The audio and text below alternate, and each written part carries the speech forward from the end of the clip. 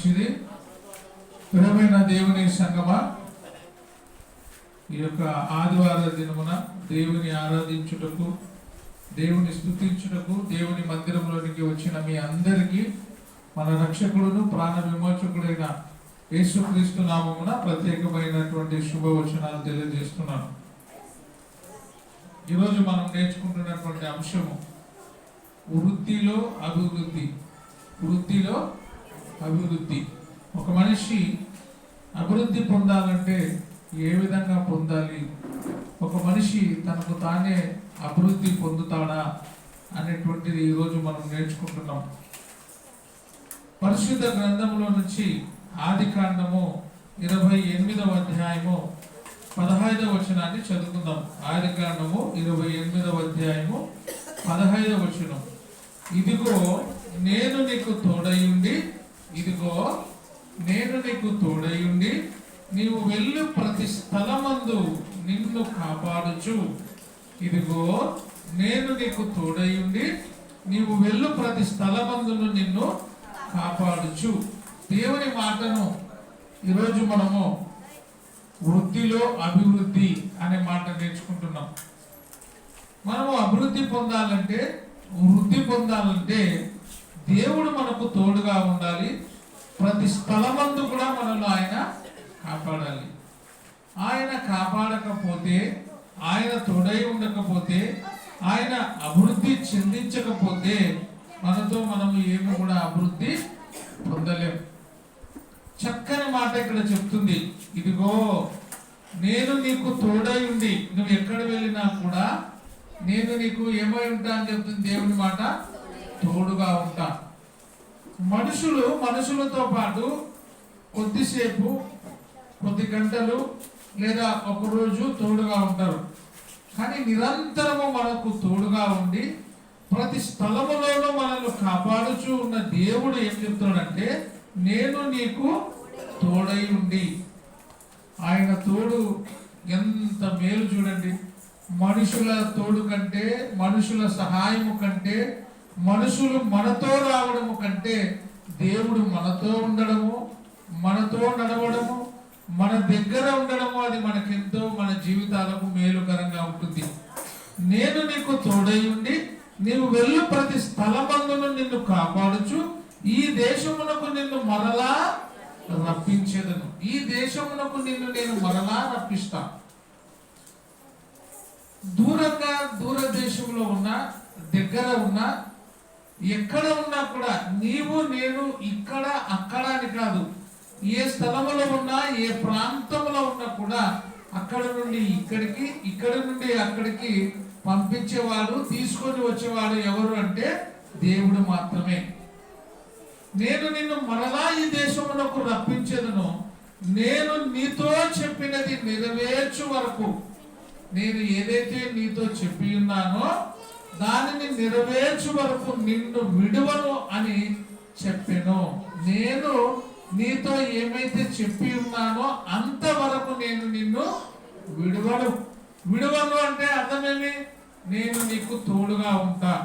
ప్రతి స్థలములో నీ దగ్గరికి నేను వస్తా, నిన్ను రప్పిస్తాను, నిన్ను కాపాడుతాను. కానీ నేను ఏ మాట అయితే నీతో చెప్పి ఉన్నానో, దేవుడు అబ్రహాముకు, ఇస్సాకుకు, యాకోబుకు ఏం చెప్పినాడంటే, దేవుడు వాగ్దానాలు చేసి ఉన్నాడు. వాగ్దానము చేసిన దేవుడు ఎన్నడూ కూడా తాను చెప్పిన మాటను నెరవేర్చక మానడు. ఖచ్చితంగా దేవుడు ఏదైనా ఒక మాట ఇస్తే దానిని మన జీవితంలో నెరవేర్చే దేవుడిగా ఉంటాడు. ఇక్కడ యాకోబుతో దేవుడు చెప్తున్న మాట, నేను నిన్ను విడువను అని చెప్పాను, నేను నీతో చెప్పినది నెరవేర్చు వరకు.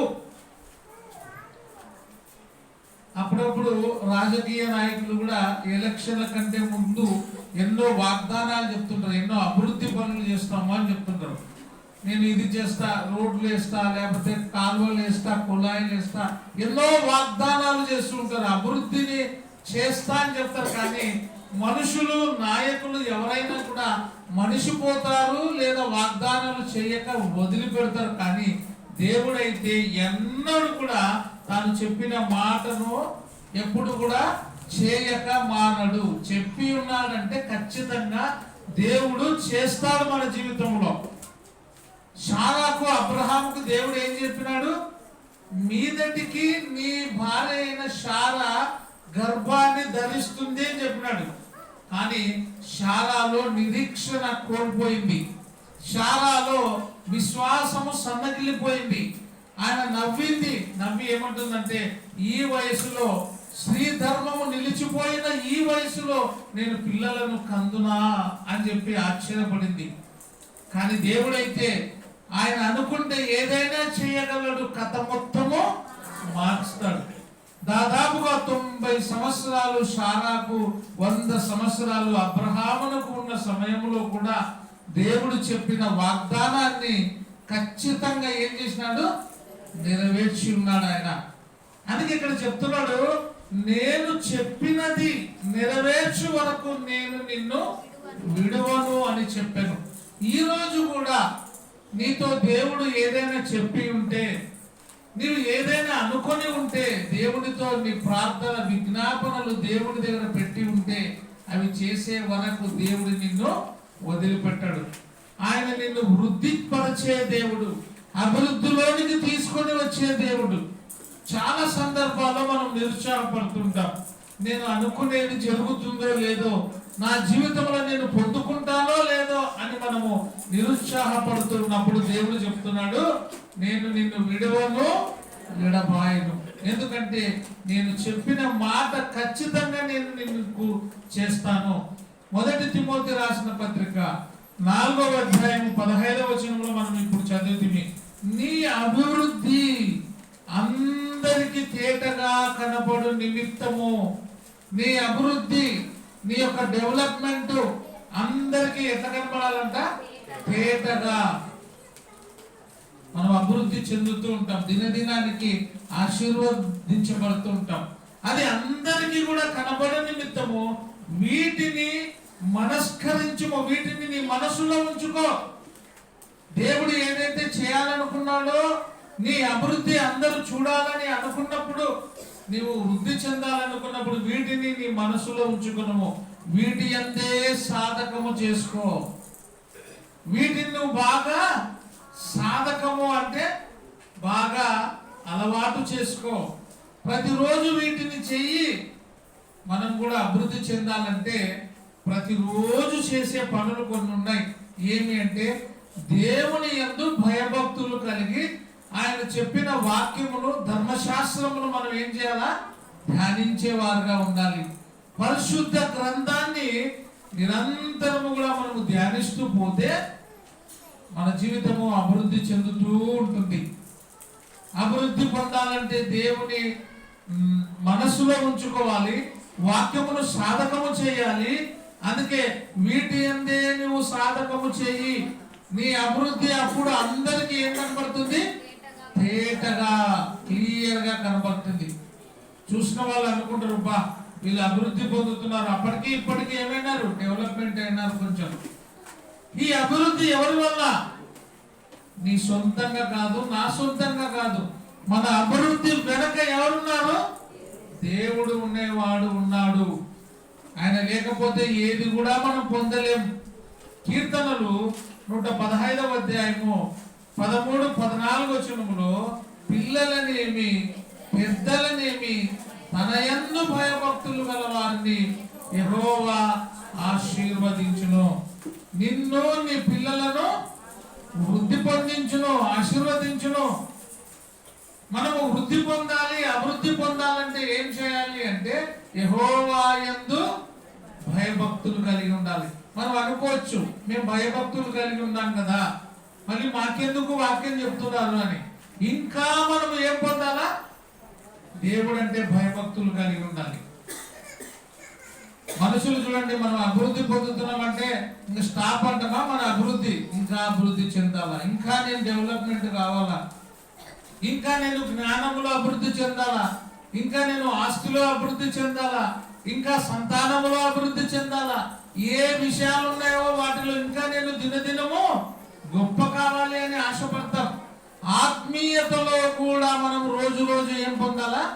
అభివృద్ధి పొందాలి. వృద్ధి పొందాలి, అభివృద్ధి పొందాలి. అందుకే పిల్లలనేమి పెద్దలనేమి తన యందు భయభక్తులు గల వారిని యెహోవా ఆశీర్వదించును. ఆశీర్వదించడము అంటే వృద్ధి అభివృద్ధే కాదా? దేవుడు ఆశీర్వదించకపోతే అది ఎప్పటికి కూడా ఆశీర్వాదము పొందం. దేవుడు ఆశీర్వదిస్తే దాన్ని ఎవరు కూడా ఆపే శక్తి ప్రపంచంలో ఎవరికి లేదు. అందుకే నీ అభివృద్ధి అందరికీ తేటగా కనబడు నిమిత్తము వీటి యందు మనస్కరించుము, వీటి యందే సాధకము చేయి, వీటినే నువ్వు సాధకము చేయి, వీటినే నువ్వు ధ్యానం చేయి. దేనిని? పరిశుద్ధ గ్రంథాన్ని ధ్యానం చేయాలి. విద్యార్థులు విద్యలో అభివృద్ధి చెందాలంటే ఏం చేయాలా? పుస్తకాలను చదవాలా లేదా మూసిపెట్టాలా? ఎప్పటికప్పుడు చదవాలా. మన ఒక ఊరు పోయింటే ఒక తల్లితో మాట్లాడుతున్నప్పుడు ఆమె అంటుంది, ఎవరు చూసినా నీ కొడుకుకు పెళ్లి చేయవా అంటున్నారు, ఉద్యోగం వచ్చింది కదా అంటే వాడేమో చేసుకుంటా అంటాడు. చిన్నోడేమో ఎందుకమ్మా మాటికి పెళ్లి గురించి చెప్తావు, ఇంకా అన్నోళ్ళు ఏం పొందాలంట? వృద్ధి పొందాలా, బాగా అభివృద్ధిలోనికి రావాలా. అట్లా ప్రోత్సహించాలా కానీ పెళ్లి అంటాను. అభివృద్ధి పొందాలంటే ఏం చేయాలా? ఇంకా వాళ్ళు ఇప్పుడు ఉండే ఉద్యోగము పెద్ద ఉద్యోగం రావాలంటే ఏం చేయాలా? ఆ ఉద్యోగం సంబంధించిన పుస్తకాలు చదవాల, తిరిగేయాల. అభివృద్ధి పొందాలంటే ఒక దాని మీద ధ్యాస పెట్టాలా, ఒక దాని మీద ధ్యానం పెట్టాలి. ఆత్మీయతలో కూడా ఎదగాలంటే దేని మీద ధ్యానం పెట్టాలా? పరిశుద్ధ గ్రంథము మీద ధ్యానం పెట్టాలి. అప్పుడు ఇంకా ఆత్మీయతలో ఏమైతామో బలంగా ఉంటాం. అందుకే ఇక్కడ చెప్పబడుతున్న మాట, నీ అభివృద్ధి అందరికీ తేటగా కనబడు నిమిత్తము వీటిని మనస్కరించము, వీటి అందే సాధకము చేసుకును అని చెబుతూ పిల్లలనేమి పెద్దలనేమి తన యందు భయభక్తులు గల వారిని యెహోవా ఆశీర్వదించును. ఎట్లా ఆశీర్వదిస్తాడంట? నిర్గమాకాండం 20వ అధ్యాయం 24వ వచనంలో చూస్తే అక్కడ చిన్న మాట ఉంటది. ప్రతి స్థలమందును నీ యొద్దకు వచ్చి, ప్రతి స్థలమందు కూడా అప్పుడు ఆయన ఎక్కడికి వస్తాడు? నీ దగ్గరికి వస్తాడు. ఆయన లేని స్థలము ఎక్కడైనా ఉందా? ఆయన లేని స్థలము ఎక్కడైనా ఉందా? దేవుడు లేని స్థలం. నేను ఈడ ఉండా, మా ఇంట్లో లేను. మా ఇంట్లో ఉంటే ఇక్కడ ఉండను. ఉండనా? ఒక మనిషి ఎక్కడెక్కడ ఉంటాడు? ఒకే చోటనే ఉంటాడు. అంతేనా విజయ్? నువ్వు ఈడ ఉంటే ఈయనే ఉంటావు, ఇంటికాడ ఉండవు. ఇంటికాడ ఉంటే ఈడ ఉండవు. కానీ దేవుడు ఉండే స్థలం ఏది అంటే ప్రతి స్థలమందును దేవుడు ఉన్నాడు. ప్రతి స్థలమును దేవుని కన్నులు చూస్తున్నాయి. అందుకే ఇక్కడ స్పష్టంగా ఏం చెప్తాడంటే, నన్ను ధ్యానిస్తే, నా మాటల మీద ధ్యాస పెడితే, దివారాత్రములు దేవుని మాటను వింటే, ప్రతి స్థలమందును నీ యొద్దకు వచ్చి, ఎక్కడికి వస్తాడు? నీ యొద్దకి. చంద్రుడు ఎక్కడ ఉంటాడు? చందమామ. మనం అనుకుంటాం నడుస్తున్నప్పుడు, పిల్లలు చెప్తుంటాం, చిన్నకున్నప్పుడు నేను కూడా అంటే, నేను ఆడిపోతే నాయంబనే వస్తున్నాడు చందమామ అని. నేను మా ఊరికి పోతే మా ఊరికి కూడా వచ్చినాడు అంటాం. అది అన్నే ఉంటుంది, కానీ మనమే పోతుంటాం. దేవుడు అంట కాదు. నువ్వు ఎక్కడ ఉంటే అక్కడికి వస్తాడు దేవుడు నీతో పాటు. ఒకే చోట ఉండే దేవుడు కాదు. ఆయన ప్రతి స్థలము దేవుని కన్నులు ఏం చేస్తున్నాయంట?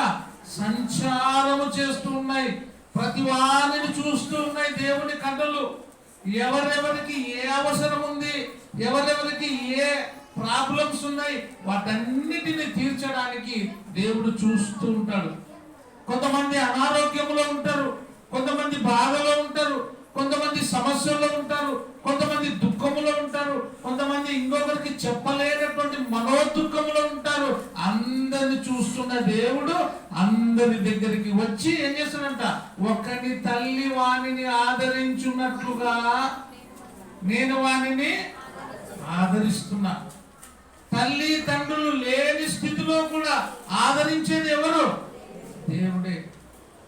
అందుకే చక్కని మాట, ప్రతి స్థలములోనూ ఎక్కడికి వస్తా అంట, నీ దగ్గరికి వచ్చి. ఎందుకు మన దగ్గరికి రావాలా దేవుడు? అవసరమా? మన దగ్గరికి రావాల్సిన పరిస్థితి ఏమి? మనమైతే ఏమంటామంటే నా దగ్గరికే రమ్మను, ఆయన పిలుస్తున్నాడు అంటే నేనేంది వాళ్ళ దగ్గర పోయేది, వాళ్ళనే నా దగ్గరికి రమ్మని అంటాం. కానీ ఆయన ఏమంటాడంటే నీ దగ్గరికే నేను వస్తా బిడ్డ. ఏమంటావు? నీ దగ్గరికే నేను వస్తా నా కుమారుడా, నేను నీ దగ్గరికి వస్తా, నువ్వు నన్ను అడుగు. అందుకంటాడా, అడుగుడి ఇస్తా, వెదకండి దొరుకుతా, తట్టండి. ఇవన్నీ అభివృద్ధి. మనం అభివృద్ధి పొందాలంటే ఏం చేయాలా? ప్రార్థన చేయాలా, అడగాల, దేవుని వాక్యము ధ్యానించాలి. ప్రతి స్థలమందును నీ యొద్దకు వచ్చిన తర్వాత ఊరుకుండను ఏం చేస్తా? బ్లెస్సింగ్స్, ఆశీర్వదిస్తా. నిన్ను ఆశీర్వదించడానికే నీ దగ్గరికి వస్తున్నా. హాగరు పారిపోతుంది. పారిపోతే ఏమన్నాడు? హాగరు నువ్వు వెళ్ళిపోవద్దు, ఇదిగో నీ యజమానురాలైనటువంటి శారా మాట విను, అక్కడికి బయలుదేరు, నేను నిన్ను ఆశీర్వదిస్తా. అబ్రహామా, నీ యొక్క హాగరును తీసుకొని మరలా ఎక్కడికి పోమంటాడు? శారా దగ్గరికి తీసుకుపో. ఆమె పారిపోవడానికి వీలు లేదు, నేను చెప్పిన చోటనే ఉండాలా. హాగరు మొరపెట్టినప్పుడు దేవుడు విన్నాడా, వినలేడా? ఆమె పారిపోతున్న సమయంలో ఆమె దగ్గర ఉన్నాడు. చూచుచున్న దేవుడవు నీవే అయ్యా అనింది ఆమె. మన దేవుడు చూసే దేవుడు, ఎవరిని కూడా చూడకుండా వదిలిపెట్టాడు. మనం అనుకుంటాం, బాధపడతాం, దేవుడు నన్ను చూస్తలేడబ్బా, నా సమస్య దేవుడు చూడడమే లేదు, దేవుడు నన్ను పట్టించుకోవడం లేదు అని మనం అనుకుంటాం. కానీ ఆయన దివారాత్రములు నిన్ను చూస్తున్నాడు. ప్రతి వారు కూడా ప్రార్థన చేసినప్పుడు ఆయన ప్రతి వారిని ఆయన కన్నులు చూస్తున్నాయి. ఇజ్రాయేలీలను కాపాడు దేవుడు కునుకడు, ఎవరు ప్రార్థన చేస్తారా అని ఆయన మేలుకొని ఎప్పుడు కూడా ఉంటాడు. 24 గంటలు పనిచేస్తే ఏం చెప్తాడు? 24/7 అని. 24/7 అన్నులు కూడా నిద్రపోయింటారు, డ్యూటీలు చేస్తున్నారు. అవునా కదా? నిన్ననే మాట్లాడుకుంటాం, ఎవరో అపోలో మెడికల్ షాపులు తెరిచింటారా రాత్రి పూట అంటే, తెరిచింటారు అంటే నేను అంటే అదేస్తారు 12 అయితే స్వెటర్లు వేసి గ్రిల్స్ స్వెటర్ లోపల పండుకుని రాయగా మనం తలుపు కొడితే లేచి అప్పుడు మందులు ఇస్తారు. మేల్కొని అయితే ఉండరు, వాళ్ళు ఏం చేస్తుంటారు? లోపల పడుకొని ఉంటారు. కానీ ఆయన నిద్రపోడు. ఎందుకు? నీవు నేను ప్రార్థన చేస్తే వినాలని ఆయన చెవులు మన ప్రార్థనల మీద ఉంటాయి. ఎందుకంటే ఏం అవసరమో, నా కుమారునికి ఏది కావాలో, నా కుమార్తెకు ఏది కావాలో అది ఇవ్వడానికి సిద్ధంగా ఉంటాడు ఆయన. ప్రతి స్థలములోనూ నీ యొద్దకు వచ్చి నిన్ను నేను ఏం చేస్తా అంటున్నాడు? ఆశీర్వదిస్తా. నీ అభివృద్ధి అందరికి తేటగా కనబడినట్లుగా వీటిని సాధకము చేసుకొనుము. ఏ దానిని?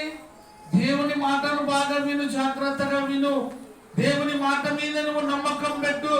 కొలసీలకు రాసిన పత్రిక 2వ అధ్యాయము, కొలసీలకు రాసిన పత్రిక 2వ అధ్యాయము 18-19 వచనాలు చదువుకుందాం. కొలసీలకు రాసిన పత్రిక 2వ అధ్యాయము 18-19 వచనాల్లో చూస్తే అక్కడ శిరస్సును హత్తుకొని వాడెవడును మీ బహుమానమును అపహరింపనీయకుడి. ఆ శిరస్సు మూలముగా, దేని మూలముగా అంట? శిరస్సు మూలముగా, తన శిరస్సు మూలముగా సర్వ శరీరము, చూడండి బాగా వినాల, శిరస్సు మూలముగా, నా వైపు చూడాల. శిరస్సు అంటే తల, శిరస్సు మూలముగా సర్వ శరీరము కీళ్ళ చేతను, బాగా వినాల. శిరస్సు మూలముగా సర్వ శరీరము కీళ్ళ చేతను నరముల చేతను పోషింపబడి, దేని ద్వారా? శిరస్సు ద్వారా. శిరస్సు ద్వారా సర్వ శరీరము కీళ్ళను నరముల చేతను పోషింపబడి అతుకబడినదై దేవుని వలన కలుగు వృద్ధిలో అభివృద్ధి. దేవుని వలన కలుగు వృద్ధిలో అభివృద్ధి. బాగా ఇక్కడ వినాల. ఇప్పుడు మనం నేర్చుకుంటున్న అంశం ఏమంటే వృద్ధిలో అభివృద్ధి. ఈ వృద్ధిలో అభివృద్ధి ఎవరి వలన? దేవుని వలన కలుగు వృద్ధిలో అభివృద్ధి పొందుచున్నది. వృద్ధిలో అభివృద్ధి. అభివృద్ధి చెందుతున్నామంటే ఎవరు పెంచుతారు చెప్పండి? మన పిల్లల్ని మనం ఏమైనా అభివృద్ధి కానైనా పెరుగు పైకి పెరుగు అంటామా? మనమైతే పెంచుతామా? మన చేతులు కానుంటే పొట్టిగా ఉన్న అవతల ఇద్దరు 2 చేతులు ఇద్దరు 2 కాళ్ళు బట్టి రోజు ఇంత ఎక్కుతే వాళ్ళే ఏమవుతారు? పొడుగు అవుతారు. మన చేత ఏం కాదు. ఇప్పుడు చూడండి, ఇప్పుడు షార్లెస్ చిన్నగా ఉండే, ఇప్పుడు బాగా అభివృద్ధి అయినాడు, అంత తిరుగుతున్నాడు. షార్లెస్ అంటే అంత తిరుగుతాడు. రియా చిన్నగా ఉండే. ఎవరు వాళ్ళని పెంచుతున్నారు? ఎవరు వాళ్ళని వృద్ధి చేస్తున్నారు? వాళ్ళే కాదు. మనం అందరం ఇంత పెద్దగా అయినాము, ఇంత ఎత్తు అయినామంటే ఎవరైనా మనల్ని పెంచుతున్నారా? అభివృద్ధి చేస్తున్నారా? ఎవరు? దేవుడే. ఈ ఎండాకాలం చూడండి, పిల్లల్ని మీరు బాగా చూడండి. అవసరమైతే ఇంట్లో ఇప్పుడే ఈ రోజే ఇంటికి పోయినప్పుడు గోడకు నిలబెట్టి పెన్సిల్తో గిర్ర గీయండి. వచ్చే సంవత్సరం చూడండి ఏమంటారు వాళ్ళు? వృద్ధి, అభివృద్ధి. ఎవరు చేసినారు? నువ్వా? ఎవరు చేసేది? ఒకవేళ పెరగలే అనుకో, కొంతమంది పెరగాలని ఎన్నో మందులు వాడుతుంటారు. దేవుని ఆజ్ఞ లేకపోతే ఏమి పెరగవు. గోర్లు పెరగవు, మనుషులు పెరగరు, ఏమి పెరగలేము మనం. అందుకే ఇక్కడ వృద్ధిలో అభివృద్ధి ఎవరి ద్వారా కలుగుతుంది? దేవుని వలన మాత్రమే వృద్ధి. దేవుని విడిచిపెడితే వృద్ధి పొందలేము. దేవుని వలన మాత్రమే మనం ఏం పొందుతున్నాము? అభివృద్ధి. మరొకసారి మీరు అందరు చెప్పండి, మీ పిల్లల్ని ఎవరు పెంచుతున్నారు? మీరా? దేవుడా? దేవుడే. మీకు ఈ విషయం తెలుసా? కాలేజీ కరెస్పాండెంట్ ఒక ఆమె ఉంది. ఆ కాలేజ్ పేరు ఏమది? ఓన్లీ టీ మాత్రమే తాగుతుందంట ఆమెకు. దాదాపుగా 65 సంవత్సరాలు ఆమెకి. ఎన్ని సంవత్సరాలు? 65 సంవత్సరాలు. పేపర్ కూడా ఇచ్చింది. ఆమె జీవితంలో అన్నము కానీ వేరేది కానీ తినిన చరిత్రనే లేదు. పొద్దున టిఫిన్ టీయే, మధ్యాహ్నము టీయే, రాత్రి మధ్యలో ఆకలి అయితే కూడా టీయే. ఆమె లైఫ్ లాంగ్ అంతా టీయే తాగుతుంది. కానీ మనమైతే మాంసం తింటున్నాము, కూరాకులు తింటున్నాము, అన్ని బాగా మనం అనుకోవచ్చు మాంసం తింటున్నందుకు, ఆకుకూరలు తింటున్నందుకు పెరుగుతున్నా అని. ఆమె మాత్రం టీయే తాగుతుంది. కానీ పెరిగింది 65 సంవత్సరాలు అయింది. ఎవరు పెంచినారు? దేవుడే. మళ్ళా యాక్టివ్గా ఉంది. ఆ కాలేజీ పేరు నాకు గుర్తు రావడంలే. కేవి సుబ్బారెడ్డి కాలేజీ కరెస్పాండెంట్ భార్య. కేవి సుబ్బారెడ్డి కరెస్పాండెంట్ ఉన్నాడు కదా, కేవి సుబ్బారెడ్డి కాలేజీ దాని అధినేత కూడా కేవి సుబ్బారెడ్డి. వాళ్ళ భార్య పేపర్కి ఇచ్చింది. మీరు బాగా చదివినారో లేదో. ఆమె జీవితం వల్ల టీతోనే బ్రతుకుతుంది. కానీ ఆమె ఆరోగ్యంగా ఉంది, మంచిగా ఉంది. ఎవరు పోషించినారు? ఎవరు కాపాడినారు ఆమెని? దేవుడే. అందుకే ఇక్కడ చూడండి మరొక మాట చదవండి. అది దేవుని వలన కలుగు వృద్ధితో అభివృద్ధి పొందుచున్నది. దేవుని వలన కలుగు వృద్ధితో అభివృద్ధి. దేవుడు మాత్రమే వృద్ధి చేయాల. అందుకే ఆయన అంటాడు, గాయము రేపు వాడను నేనే, గాయమును మాంపు వాడను అంత ఆయనే. ఏమైనా చేయగలడు. కథ మొత్తం మాస్టర్. ఆయనతో మాత్రమే అయ్యేది. మన అభివృద్ధి ఆయన ద్వారానే జరుగుతుంది. యోహాను సువార్త 15వ అధ్యాయము 5వ వచనంలో స్పష్టంగా ఉంది. నిజమైన ద్రాక్షావల్లిని నేను, మీరు తీగలు. ఎవడు నా యందు నిలిచి ఉండునో. మనమందరం ఎవరియందు ఉండాలా? దేవుని యందు, దేవునిలో ఉంటేనే అభివృద్ధి పొందుతాం. ఎవడు దేవుని యందు నిలిచి ఉండునో వాడు బహుగా ఫలిస్తాడు. ఫలిస్తున్నాడు అంటే వృద్ధి పొందుతున్నాడు అని బాగా జాగ్రత్త వినాల. ఎవడు నా యందు నిలిచి ఉండునో, నేను ఎవని యందు నిలిచి ఉండునో, నా యందు మీరుండాలా, మీ యందు నేను ఉండాలా అంటాడు ఆయన. నాలో మీరు లేకపోతే, మీలో నేను లేకపోతే వ్యర్థమే. అసలు దేవుడు మనల్ని ఎవరిగా ఏర్పాటు చేసుకున్నాడు? మనము ఆయన ఇల్లు. మనం ఎవరము? ఆయన ఉండడానికి ఏర్పాటు చేసుకున్న ఇల్లు. అందుకే మనం ఇంత అందంగా ఉన్నాం. మనం కట్టుకున్న ఇల్లు ఎంత బాగుండాలని కోరుకుంటాం. చిన్న ఇల్లు అయినా ఎట్లా ఉండాలని కోరుకుంటాం. బాగుండాలని కట్టుకుంటామా, ఏదో ఉన్న కాడికి అడప కడతామా? మన ఇల్లే మనం బాగుండాలని కట్టుకున్నప్పుడు, ఎన్నెన్నో డిజైన్లు చేసినప్పుడు, దేవుడు ఉండే ఈ ఇంటిని ఎంత అందంగా చేసినారు దేవుడు. ఇక్కడ ఉండరు చూడండి, ఒక్కొక్కరు ఒక అందంగా ఉండరు. ఈ అందమంతా ఎవరి కోసము? దేవుడు ఉండడానికి ఏర్పాటు చేసుకున్న ఇల్లు. మనమందరము దేవుని గృహము, దేవుని ఇల్లు. దేవుడు మనలో ఉన్నాడు. దేవుడు ఈ ఇల్లు దేవునిది, దీంట్లో దేవుడు ఉన్నాడు. అందుకే ఆయన అంటాడు, ఎవడు నా యందు ఉండునో, నేను ఎవని యందు ఉండునో వాడు బహుగా ఫలించును. నాకు వేరుగా ఉండి మీరేమి చేయలేరు. చాలా స్పష్టంగా చెప్తున్నాడు. నాకు వేరుగా ఉండి మీరేమి, మీ చేత కాదు. మనం చేతగానులం. దేవుడు ఉంటేనే మనం బలవంతులం. దేవుడు లేకపోతే బలహీనులం. నన్ను బలపరచు వాని యందే నేను సమస్తము. ఈ మాట అన్నింది ఎవరు? అపోస్తుడైన పౌలు. ఆత్మీయతలో బలవంతుడు, పనిలో కూడా బలవంతుడే. ఆయననే అంటున్నాడు, నన్ను బలపరిచే దేవుని యందే నేను సమస్తము చేస్తా. నా సొంతం నేను ఏమి చేయలేను. మనం కూడా అభివృద్ధి పొందాలంటే ఎవరిలో ఉండాలి? ఎవరిని హత్తుకొని ఉండాలా? నేను నిజమైన ద్రాక్షావల్లిని. ద్రాక్షావల్లికి హత్తుకొని ఉండాలా? దేవుని సంగమునకు హత్తుకొని ఉంటే మనం వృద్ధి పొందుతాం, అభివృద్ధిలోనికి పోతాం. ఆయన ప్రతి స్థలములోనూ నీ యొద్దకు వచ్చి నిన్ను ఆశీర్వదించేవాడిగా ఉంటాడు. కీర్తనలు 62వ అధ్యాయం 1వ వచనంలో చూస్తే, ఆయన వలననే నాకు రక్షణ. ఎవరి వలన? ఆయన వలననే అభివృద్ధి, ఆయన వలననే రక్షణ. ఎవరి వలన? దేవుని మాట చెప్తుంది, ఆయన వలననే నాకు రక్షణ కలుగును. 5వ వచనంలో ఆయన వలననే నాకు నిరీక్షణ. ఎవరి వలన? దేవుని వలననే నిరీక్షణ, దేవుని వలననే రక్షణ. మనం రక్షించేవారు ఎవరు?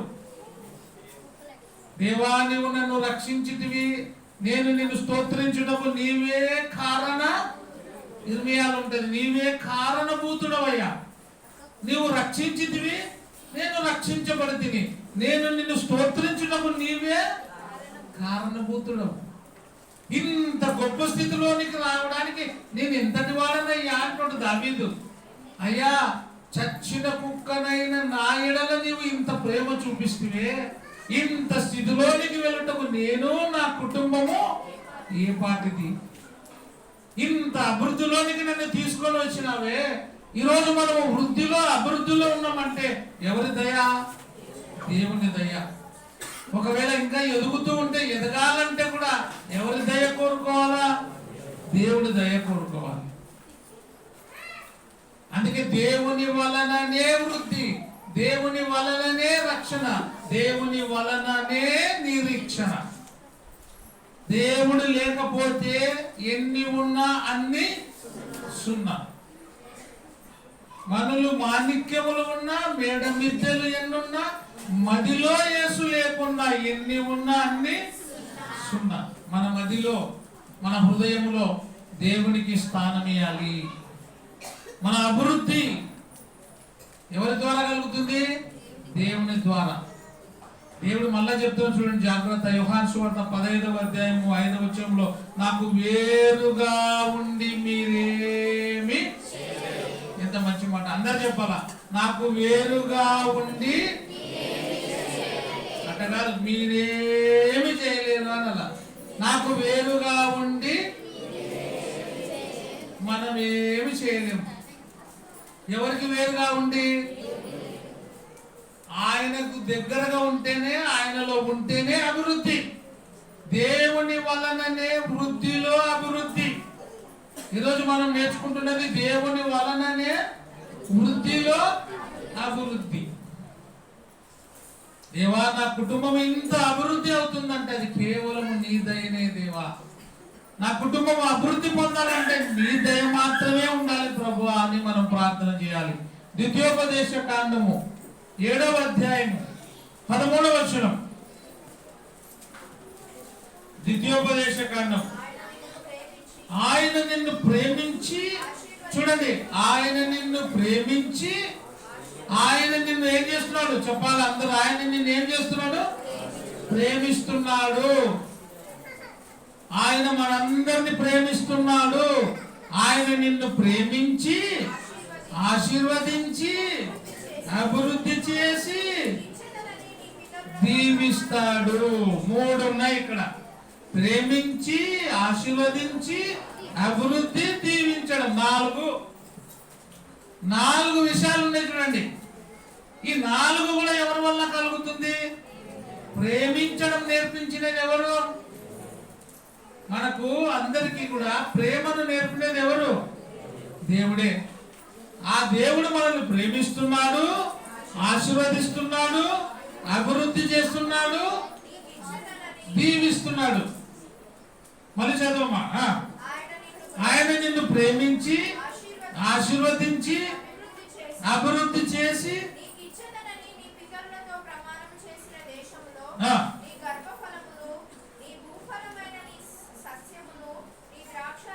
నీ భూఫలమైన నీ స్వాస్యమును, సస్యమున,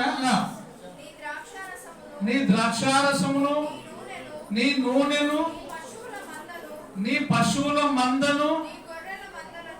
ఏమేమి ఆశీర్వదిస్తారంట చెప్పాల? పశువుల మందను, గర్భఫలమును, భూఫలమైన నీ సస్యమును, నీ ద్రాక్షారసమును, నీ నూనెయు, నీ పశువుల మందను, నీ గొర్రెల మందలను, మేకల మందలను దీవించును. ఉన్నాయా ఎవరికైనా? మాకు లేవులే. ఉన్నాయా? మా ఇంట్లో నూనె ఒక్కటే ఉంది. దీన్ని చెప్పిన దాంట్లో అది ఉంది, నూనె. ఇంకేముంది? గర్భఫలం 2. మేకలు ఉన్నాయా? మాకు కాదులే అనుకునేరు. అందరికీ చెప్తాడు, మేకలు ఉన్న వాళ్ళకి, గడ్డి ఉన్న వాళ్ళకి, బాయి ఉన్న వాళ్ళకి, పశువులు ఉన్న వాళ్ళకి, ఎవరెవరికి ఏమేమి ఉన్నాయో అన్నిటినీ నేను ఏం చేస్తా అంటాడు ఆయన? దీవిస్తాడు. ముఖ్యంగా గర్భఫలాన్ని దీవించాలని ఆశపడతాం మనం. గర్భఫలం అంటే ఎవరు? పిల్లలు బాగుండాలి దేవా. అబ్రహాముకి దేవుడు అన్ని ఇచ్చినాడు, ఆస్తి ఇచ్చినాడు, అంతస్తు ఇచ్చినాడు, బలగం ఇచ్చినాడు. కానీ అబ్రహాం ఏమంటాడు? దేవా, నాకు ఏమిస్తే ఏమినైనా, నాకు సంతానం లేదు తండ్రి, నాకు సంతానమేనైనా అన్నాడు. ఇంకా ఆస్తి ఏనైనా అన్నాడా? అన్ని ఇచ్చినావు, బాగుంది దేవా, సంతానమే దేవా అని అడిగితే దేవుడు ఆశీర్వదించినాడు. నీ అబ్రహామా భయపడకు, నీ సంతానము ఏమైతుంది? ఇసుకరేనంతగా నీ సంతానమును దీవిస్తా, ఆకాశ నక్షత్రం వలె నీ సంతానము దీవిస్తా. 2 దీవించినాడు, శారాన్ని, ఆగర్ని. అబ్రహాము యొక్క సందేహాన్ని, అబ్రహాము యొక్క, శారాల యొక్క గర్భఫలము లేదు అనేటువంటి దిగులును దేవుడు తీసేసి వాగ్దానం చేసినాడు, నీకు గర్భ సంతానం ఇస్తా అని. 90 సంవత్సరాల శారాకు, 100 సంవత్సరాల అబ్రహాముకు ఏం కలిగింది? సంతానం కలిగింది. ఆశీర్వదిస్తా. 4 విషయాలు ఇప్పుడు మనం చదివిన దాంట్లో. ప్రేమిస్తాను, ఆశీర్వదిస్తాను, అభివృద్ధి చేస్తాను, చివరికి అన్ని చెప్పి దీవిస్తా. 4 విషయాలు. మనం కూడా ఈ 4 విషయాల్లో అభివృద్ధి పొందాలంటే దేవుని విడవక ప్రేమించాలి. ప్రేమిస్తున్నా ఇంకా ప్రేమించాలా, చాలా చాలా దేవుని ప్రేమించాలా. అదే మనకు దీవెన. యెహోషువ 3వ అధ్యాయము 7వ వచనం. యెహోషువ చదవండి, 3వ అధ్యాయము 7వ వచనం. అప్పుడు యెహోవా యెహోషువతో ఇట్లా నేను, ఇదిగో యెహోషువ, నేను మోషేకు తోడై ఉండినట్లు నీకు కూడా తోడుగా ఉంటా. మోషేకు ఎట్లా ఆదరించినానో నిన్ను కూడా అట్లా ఆదరిస్తా. మోషేకు తోడై ఉండినట్లు నీకు కూడా నేను తోడై ఉంటా.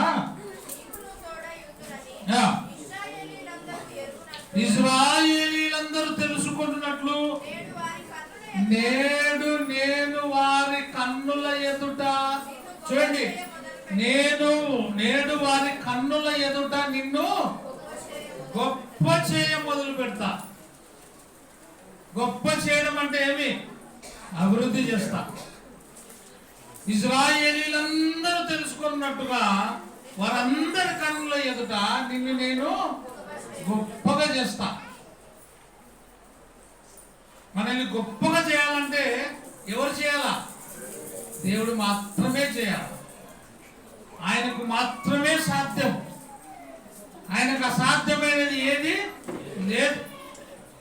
గొప్ప చేయాలన్నా ఆయన చేతిలోనే ఉంది. మనల్ని కిందకి తొక్కాలన్నా ఆయన చేతిలోనే ఉంది. అందుకే ఆయన బలిష్టమైన చేతుల క్రింద ఎట్లుండాలా? దీన మనసు కలిగి ప్రార్థన చేయాలి. మనం ఎంత దీనంగా ఉంటామో దేవుడు అంత హెచ్చుగా తీసుకుపోతాడు పైకి. తను తాను హెచ్చించుకున్నవాడు తగ్గించబడతాడు.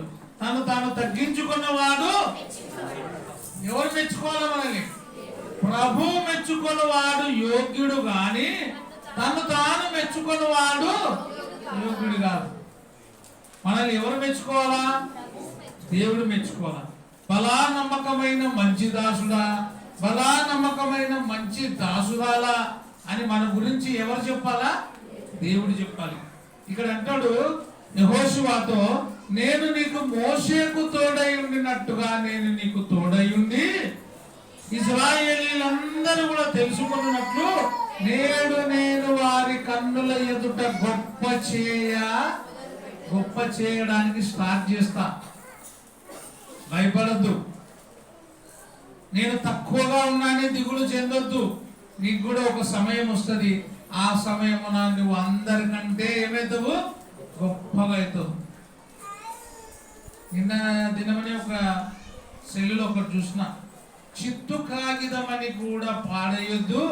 చిత్తు కాగితమే రేపు పొద్దున గాలిపటం అయి ఎగిరితే అందరు ఎక్కడ చూస్తారంట? పైకి చూడాల్సి వస్తుంది. చిత్తు కాగితం ఎక్కడుండేది? చిత్తు కాగితం ఏడుంటది? జోబులు ఉంటుంది కదా. చెప్పాలి అందరూ. వినబలే? చిత్తు కాగితం ఏడానో పడి ఎగురుతుంటది. చిత్తు కాగితం అని ఎవరిని కూడా తీసేయద్దు.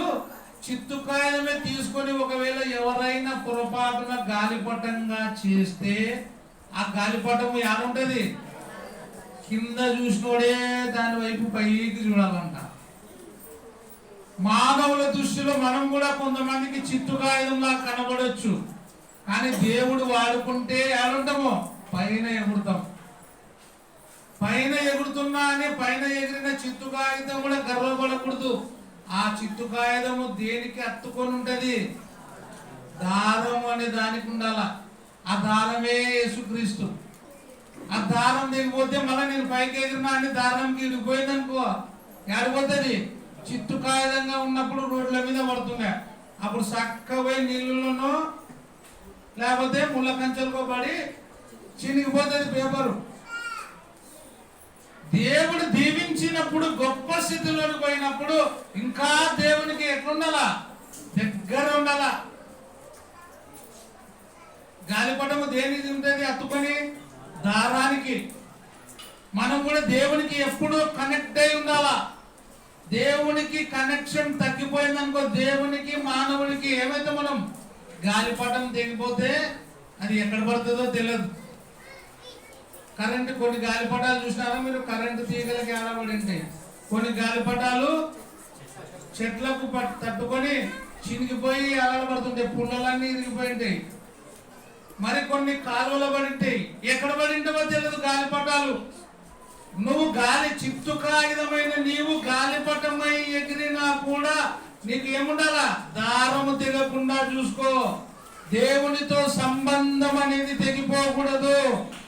తెగిపోతే అభివృద్ధిలో నుంచి ఎక్కడ పోతామో కిందికి పడిపోతాం. అందుకే ఓబద్య గ్రంథంలో ఉంది, నువ్వు ఆకాశం అంత ఎత్తుగా ఎగిరినను రెక్కలు ధరించుకొని నిన్ను అక్కడి నుండి కిందికి పడేస్తా. మళ్ళీ ఇంకో మాట అంటాడు, పెంట కుప్పలో నుండి దీనులను పైకెత్తువాడను. బా, ఎంత మంచి మాట. పెంట కుప్పలో ఉండే నిన్ను పైకి లేపేది ఆయనే, పైనున్న నిన్ను నన్ను కిందికి పడేసేది ఆయనే. మనం ఎట్లుండాలి? మనము ఆయన బలిష్టమైన చేతుల క్రింద దీన మనసు కలిగి ఉండాలి. అప్పుడే వృద్ధిలో అభివృద్ధి. ఈ వృద్ధిలో అభివృద్ధి ఎవరి వలన కలుగుతుంది? దేవుని వలన మాత్రమే వృద్ధిలో అభివృద్ధి. దేవుని వలన మాత్రమే రక్షణ. దేవుని వలన మాత్రమే నిరీక్షణ కలుగుతుంది. 28వ అధ్యాయము ద్వితీయోపదేశ కాండం 12వ వచనం. ద్వితీయోపదేశ కాండం 28:12 చదవండి.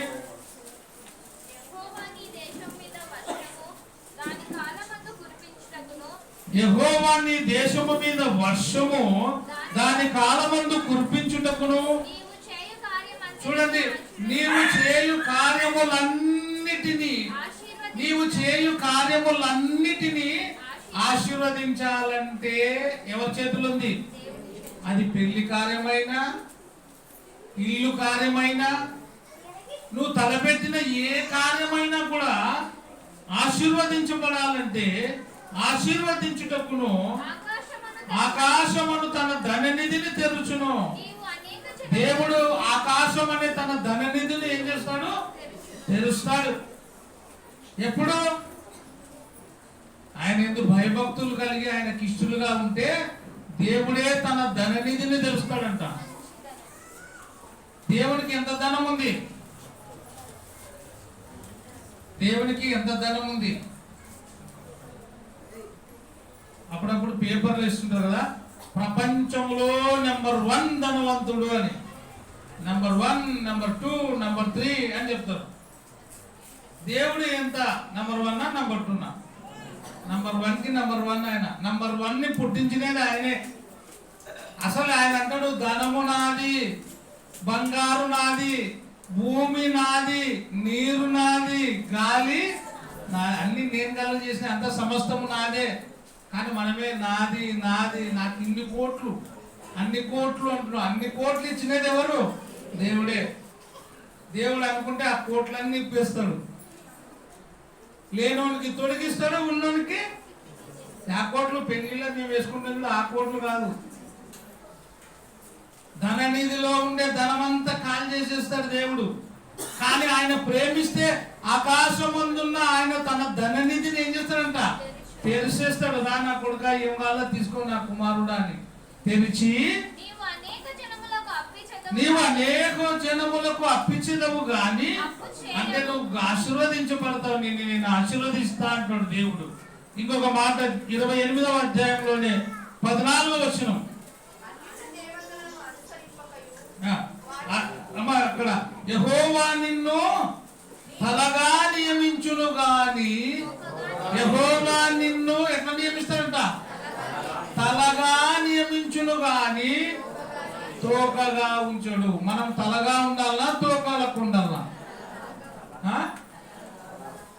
దేవుడు మనని అంత గొప్పగా ఆశీర్వదిస్తాడు, అభివృద్ధిలోనికి తీసుకుపోతాడు. ఎంత మంచి మాట చూడండి.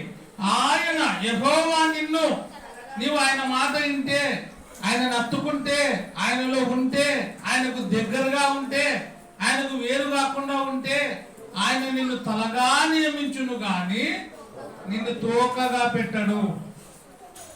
నీవు పైవాడవుగా ఉందువు గాని కింది వాడవుగా ఉండవు. అంటే అనేకులకు గొప్పగా అవుతావు. ఆ గొప్ప స్థితిలోకి తీసుకొని పోయేది ఎవరు? దేవుడు మాత్రమే. కాబట్టి మనము దేవుని దృష్టిలో గొప్పవారుగా ఉండాలంటే మనం తగ్గించుకొని ఉండాలి. 28వ అధ్యాయం 1-2 వచ్చిన ద్వితీయోపదేశ కాండంలోనే ఇది ఇంపార్టెంట్.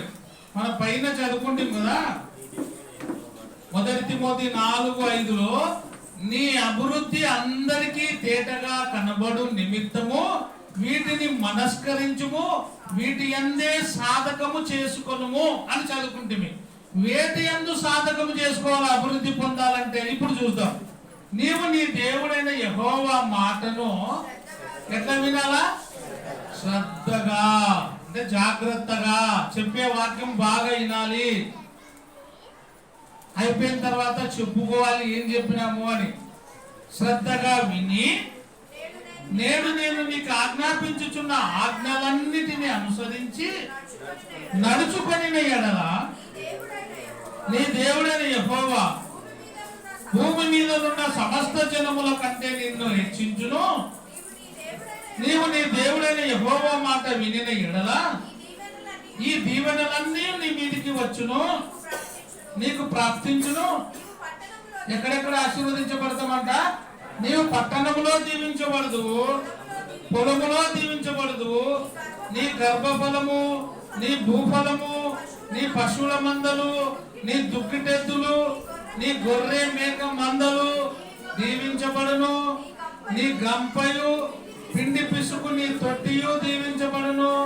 నీవు లోపలికి పోయినప్పుడు ఆశీర్వదించబడదువు, వెలుపలికి వచ్చినప్పుడు దీవించబడదువు. చాలు, నువ్వు లోపలికి పోయినప్పుడు ఆశీర్వదించబడదువు, నువ్వు బయటికి వచ్చినప్పుడు నిరంతరం కూడా ఆశీర్వదించబడతాం. ఇంకొక మాట చదువుకొని ముగించుకుందాం.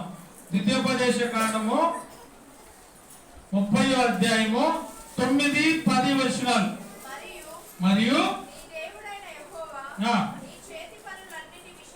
నీ చేతి పనులన్నిటి విషయములోను, నీ గర్భఫలము విషయములోను, నీ పశువుల విషయములోను, నీ భూమి పంట విషయములోను నీకు మేలు కలుగునట్లు నిన్ను వర్ధిల్ల చేయను. నిన్ను ఏం చేస్తాడు అంటే అభివృద్ధి చేస్తాడు. నీకు 1+1 అవుతావు. నువ్వు యోబుకి ఎంత ఇచ్చినాడు?